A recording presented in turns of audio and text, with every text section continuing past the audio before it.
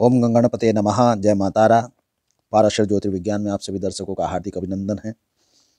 आज दुर्गा सप्तशती के प्रथम अध्याय का वर्णन साधारण जन सभा की भाषा में संस्कृत के हिंदी अनुवाद सहित कथा के रूप में करते हैं।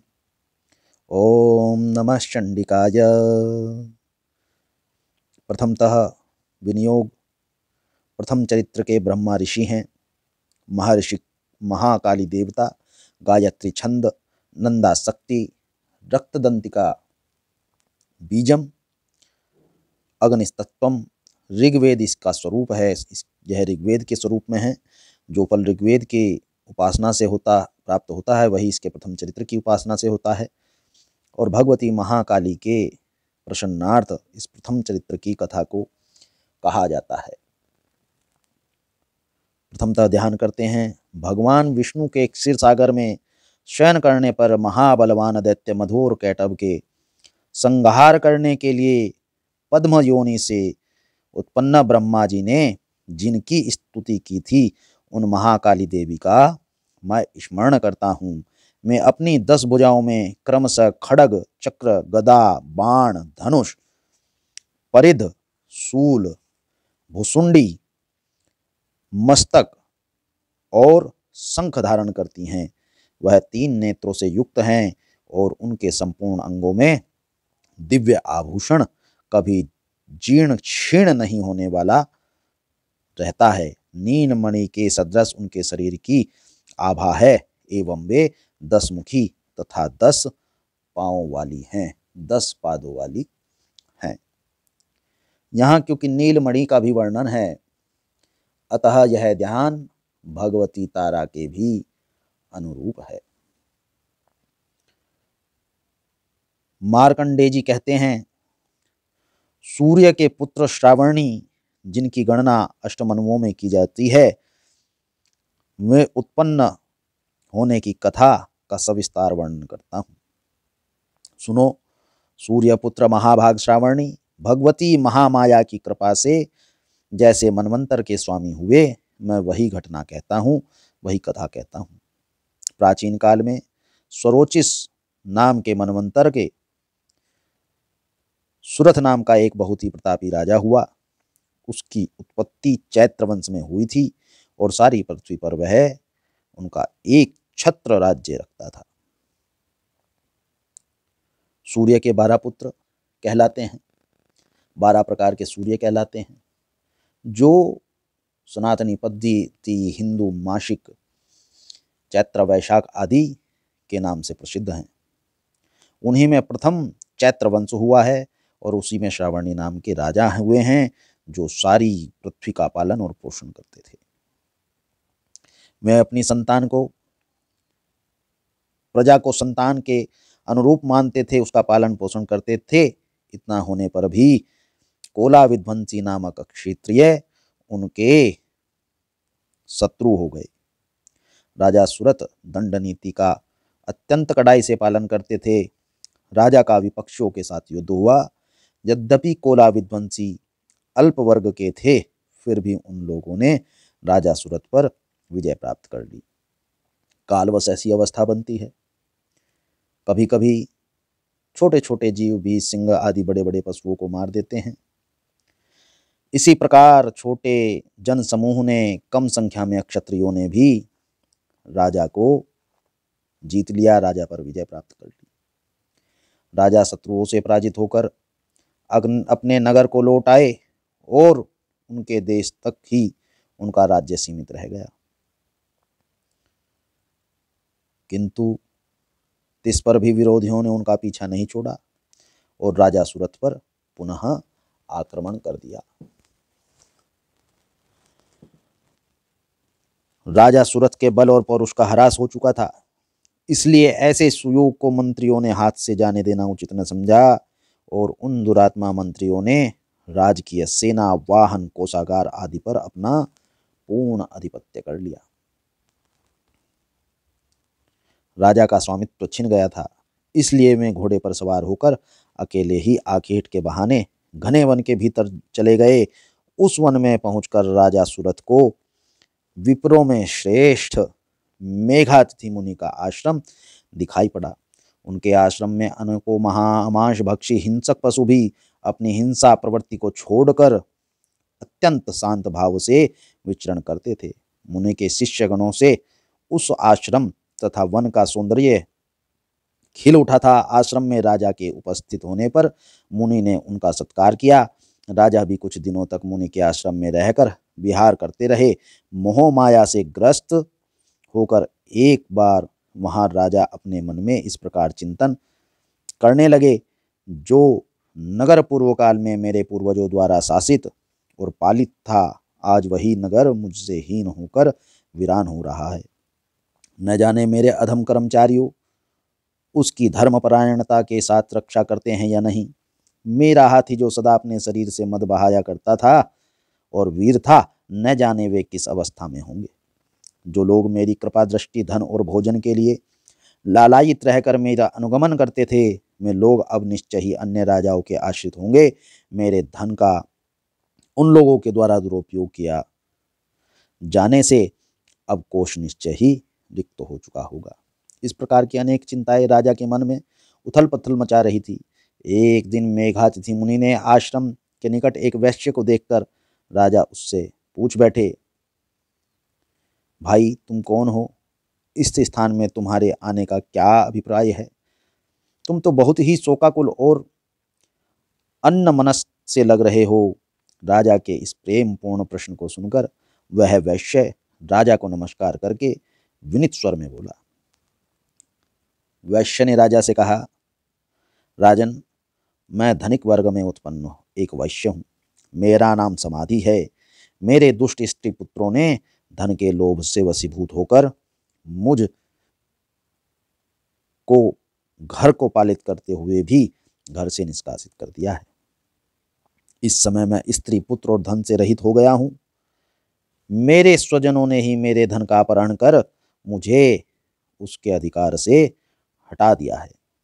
इसलिए मैं खिन्न चित्त से वन में आ पहुंचा हूँ। इस समय मैं नहीं जानता कि मेरे कुटुंबियों की क्या दशा है। वे लोग घर में सकुशल हैं या नहीं। मुझे उनके संबंध में कोई ज्ञान नहीं है। मैं विचार कर रहा हूँ कि मेरे वे पुत्र कैसे होंगे। वे सदाचारी हैं अथवा दुराचारी हैं।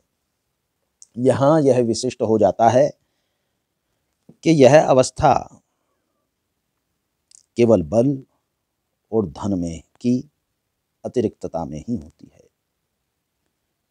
और धन और बल मोह विवेक की अंधता को उत्पन्न करता है, विचारों को मोहित कर देता है, तथा ऐसी अवस्था में जीव को अवश्य ही ज्ञान की शरण में जाना चाहिए। राजा ने वैश्य से प्रश्न किया, जिन स्वजनों ने धन के लोभ में पड़कर तुम्हें घर से बाहर निकाल दिया है, उन स्वार्थी बंधुओं के प्रति तुम्हें इतनी ममता किस लिए है? वैश्य ने उत्तर दिया, आपका मेरे संबंध में इस प्रकार का पूछना उचित ही है। मैं क्या करूं? मेरा मन कुटुंबजों के प्रति निर्दय व्यवहार का नहीं हो रहा है। जिन लोगों ने धन की आकांक्षा से आदर, प्रेम और आत्मीयता की भावना का परित्याग कर मुझे इस दशा में पहुंचा दिया है, उन्हीं लोगों के प्रति मेरे मन में अगाध स्नेह तथा ममत्व का भाव है। हे महानुभाव, यह सब जानकर भी बंधु बांधवों के प्रति मेरे मन में जो प्रेम का समुद्र हिलोरे ले रहा है, वह क्या है? जानने का प्रयत्न करने पर भी मैं इस बात के रहस्य को नहीं समझ पा रहा। उन लोगों के वियोग में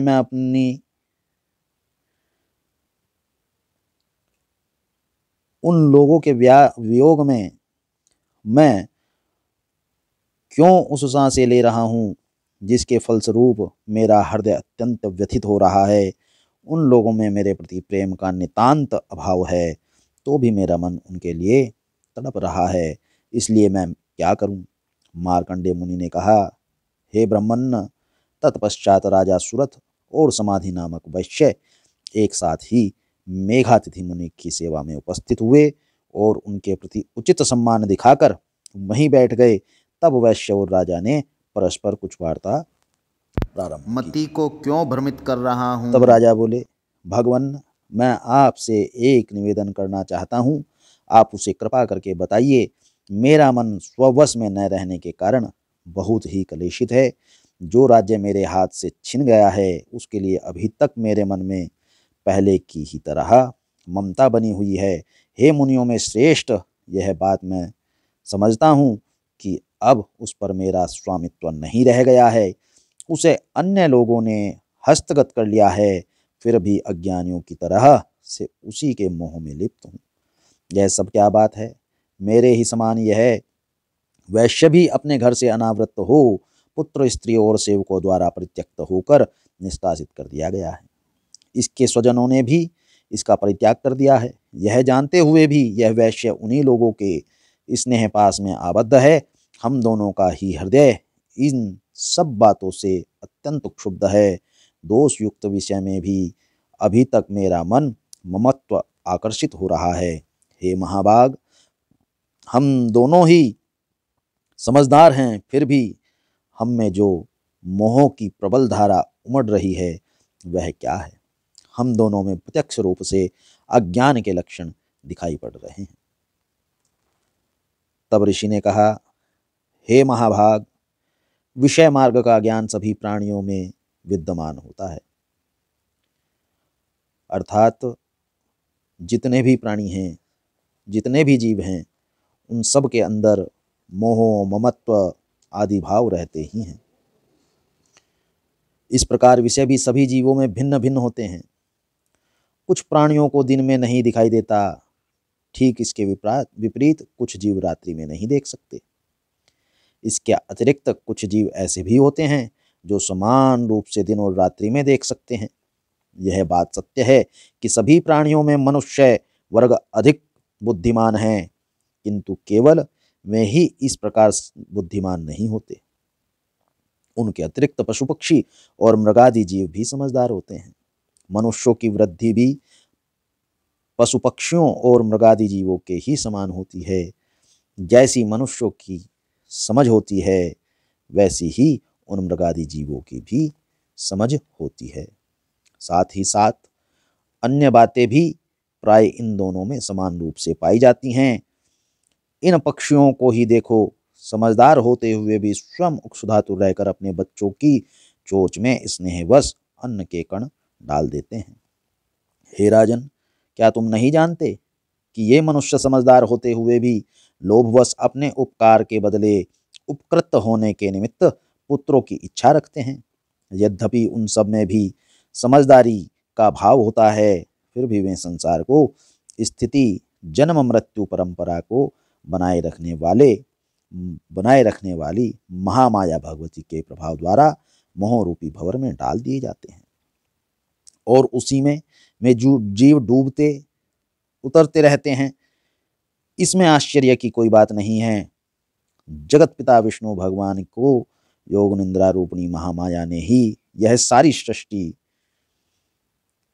मुग्ध करने के लिए अपना बल प्रदान किया है।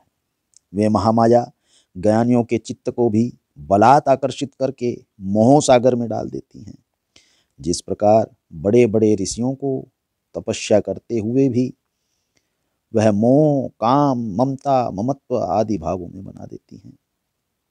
इसमें मैं ऋषि जड़ भरत अथवा विश्वामित्र अथवा गालव ऋषि, अन्य अन्य ऋषियों की कथाएं प्रमुख हैं। वे ही समस्त सृष्टि को जगत धारण करती हैं तथा जब वे ही प्रसन्न होती हैं तब मनुष्य के उद्धार के लिए मुक्ति लाभ का वरदान भी देती हैं। वे ही पराविद्या तथा अपराविद्या हैं। संसार बंधन और मोह ममता उपक्रमों की सनातनी देवी हैं तथा समस्त ईश्वरों की भी अधिष्ठात्री हैं। तब राजा ने प्रश्न किया, भगवन्न, जिन्हें आप महामाया कहकर संबोधित कर रहे हैं, वे देवी कौन सी हैं? वे, हे ब्रह्मन्न, उनका प्रादुर्भाव किस प्रकार से हुआ? उनके चरित्र कौन कौन से हैं? ब्रह्मविदों में श्रेष्ठ मुनि, उन देवी की उपरोक्त कथाएं मैं आपके मुख से श्रवण करना चाहता हूँ। ऋषि ने कहा, हे राजन, यथार्थ में देवी का स्वरूप नित्य और सनातन है, अर्थात वह नित्य नया रूप धारण करता है और पुरातन है, सबसे प्राचीन है। वह समस्त जगत उन्हीं का स्वरूप है और वे ही देवी समस्त विश्व के चराचर प्राणियों में व्याप्त रहती हैं। उनकी उत्पत्ति अनेक प्रकार से होती है, वह मैं तुम्हें सुनाता हूँ। यद्यपि वे जन्म रहित हैं और नित्य स्वरूपा हैं, तो भी जब देवताओं की कार्य सिद्धि के निमित्त अवतार ग्रहण करती रहती हैं, उस समय उन्हें लोक में अवतारित होना माना जाता है। कल्पांत में जब समस्त विश्व महासमुद्र में विलीन हो रहा था और सब जीवों के पालनकर्ता भगवान विष्णु से सैया पर योग निद्रा में अभिभूत हो रहे थे, उस समय उनके कानों के मैल से दो भयंकर दानवों की उत्पत्ति हुई। वे असुर मधु तथा कैटव नाम से जगत में विख्यात हुए। मधु अर्थात मीठा और कैटव अर्थात कड़वा। कर्ण दो स्वरूपों को धारण करता है। कान में मीठे वचन तथा कड़वे वचन दोनों प्रकार के वचन आते हैं। यही दोनों विचार मन बुद्धि व्यक्ति जीव को मधु कैटव नाम के दो दैत्य हैं और इन्हें किस प्रकार दूर किया जा सकता है, यही इस प्रथम चरित्र की कथा भी है। जन्म लेने के बाद ही वे दैत्य सृष्टिकर्ता ब्रह्मा जी का वध करने को उद्यत हो गए। अर्थात ये दोनों विचार जैसे ही उत्पन्न होते हैं तो ब्रह्म जीव ब्रह्म ज्ञान दोनों को नष्ट करने के लिए उद्यत बुद्धि में हो जाते हैं। उस समय ब्रह्मा जी भगवान विष्णु के नाभि कमल में अवस्थित थे। अपने पास राक्षसों की उत्पत्ति होने पर वे निंद्रा भूत भगवान को जागृत करने के लिए भगवान के नेत्रों में स्थित योग निंद्रा की स्तुति करना प्रारंभ करते हैं। अर्थात जीव का सतोगुण यदि सोता रहता है, निंद्रा के वशीभूत होता है, तो वह ब्रह्म चैतन्य ज्ञान उस सतोगुण को जागृत करने के लिए स्तुति तपस्या आदि को करता है। यही कर्म उस समय ब्रह्मा जी ने किया। मधु वचन और कटु वचन के विनाश के लिए उस जीव ने सतोगुणी रूप की तपस्या प्रारंभ की, निंद्रा की जागृति के लिए।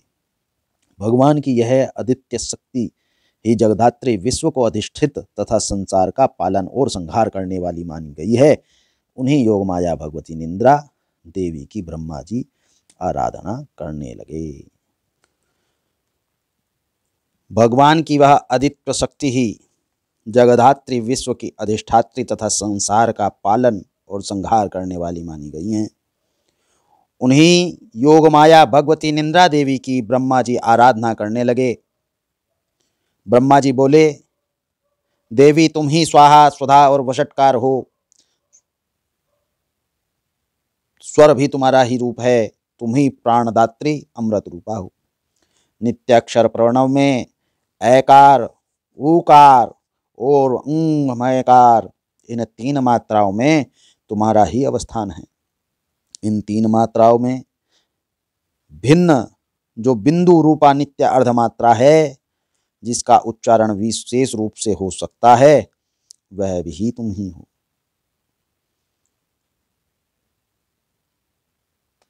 हे देवी, तुम्हारे बिंदु रूप का विशेष रूप से उच्चारण नहीं हो सकता। तुम ही संध्या सावित्री तथा परमजननी स्वरूपा हो। तुम ही इस संपूर्ण ब्रह्मांड को धारण करने वाली, तुम्हारे ही द्वारा इस विश्व की उत्पत्ति होती है। तुम ही पालनकर्त्री, अंत में सब जीवों का संहार करने वाली हो। जगत की उत्पत्ति में तुम सृष्टि रूपा, पालन काल में स्थिति स्वरूपणी तथा कल्पांत में संहार स्वरूपा हो। तुम ही महाविद्या महामाया महामेघा महास्मृति महामोहा महादेवी और तुम ही हे भगवती महासुंदरी हो। तुम ही तीन गुणों सत्व रज और तम की उत्पन्न करने वाली हो। तुम ही भयंकर कालरात्रि महारात्रि और महोरात्रि हो। तुम ही श्री ईश्वरी हिरिंग और बोध स्वरूपा बुद्धि भी हो। लज्जा पुष्टि तुष्टि शांति और अक्षमा भी तुम ही हो। तुम ही खड्गधारणी शूलधारणी घोर रूपा गदा चक्र शंख और धनुष धारणी भी हो। बाण भुसुंडी परिध आदि तुम्हारे ही अस्त्र हैं। तुम सौम्य और सौम्यतर हो। इतना ही नहीं, वर्ण विश्व में जितने भी सौम्य एवं सुंदर पदार्थ हैं, उन सब में तुम्हारी सुंदरता ही विद्यमान है। पर तथा अपर इन दोनों विद्याओं से परे रहने वाली परमेश्वरी भी तुम हो। हे देवी, विश्व के सभी सत असत पदार्थों में पाए जाने वाली शक्ति भी तुम ही हो। ऐसी अवस्था में तुम्हारी स्तुति अवर्णनीय है। इस विश्व के रचयिता, पालन करता और संहार करता भगवान विष्णु को भी जब तुमने निंद्रा के वशीभूत कर दिया है, तब तुम्हारी स्तुति के योग्य इस ब्रह्मांड में कौन है। मुझे भगवान शिव तथा विष्णु को भी तुम्ही ने शरीर धारण करने में बाध्य किया है, अतएव तुम्हारी स्तुति की सामर्थ्य किसमें है। हे देवी, तुम तो अपने इन उदार प्रभावों से ही प्रशंसित होती रहती हो। इन दोनों अजय असुरों को तुम मोहग्रस्त करके भगवान विष्णु की निंद्रा भंग कर दो। इनके साथ ही भगवान की भीतर इन मधु और कैटभ नाम के महाअसुरों के संहार की बुद्धि भी उत्पन्न करो। ऋषि ने कहा, हे राजन, भगवान विष्णु को जगाने के लिए जिस समय ब्रह्मा जी ने उस तमोगुण की अधिष्ठात्री देवी का स्तवन किया, उस समय में महामाया भगवान के नेत्र, मुख, नासिका, बाहु, हृदय और वक्षस्थल से बाहर आकर अव्यक्त जन्मा ब्रह्मा जी के सम्मुख आ उपस्थित हुई। योग निद्रा से रहित होकर जगतपति भगवान विष्णु उस एकार्णव के जल में शेष शैया से जागृत हो गए। नींद से मुक्त होते ही भगवान ने उन दोनों दैत्यों को देखा। वे दोनों ही दुरात्मा दैत्य मधु और कैटभ अत्यंत पराक्रमी और बलवान थे। वे दोनों क्रोध से आंखें लाल करके ब्रह्मा जी की ओर उन्हें निगलने की इच्छा से जाना चाहते थे। ऐसी स्थिति में भगवान विष्णु ने उन दोनों राक्षसों के साथ 5000 वर्षों तक लगातार बाहुयुद्ध किया। वे दोनों बल के दर्प से दर्पित हो रहे थे। महामाया ने उन दोनों असुरों को अपने प्रभाव से मोहग्रस्त कर दिया था। तब उन राक्षसों ने विष्णु भगवान से कहा, हम तुम्हारे शौर्य से अत्यंत प्रसन्न हैं, तुम हम लोगों से कोई इच्छित वर मांग लो। उनकी बात सुनकर भगवान ने कहा, यदि तुम दोनों मुझसे प्रसन्न हो तो तुम्हारी मृत्यु मेरे हाथों से हो। मुझे यही वर चाहिए, इसके अन्य मुझे किसी प्रकार के भी वर की आवश्यकता अथवा इच्छा नहीं है। ऋषि कहने लगे, जब उन राक्षसों ने संपूर्ण पृथ्वी को भ्रमवश जलमग्न समझा, तब भगवान से कहा, हमारा वध किसी शुष्क स्थान, सूखे स्थान, अर्थात जिस स्थान पर पृथ्वी जल में डूबी हुई न हो, ऐसे स्थान पर करो। ऋषि ने कहा, तब तथास्तु कहकर शंख चक्र गदा पद्मधारी भगवान विष्णु ने उन दोनों दैत्यों के मस्तक अपनी जांघों पर रखकर सुदर्शन चक्र के द्वारा काट दिए।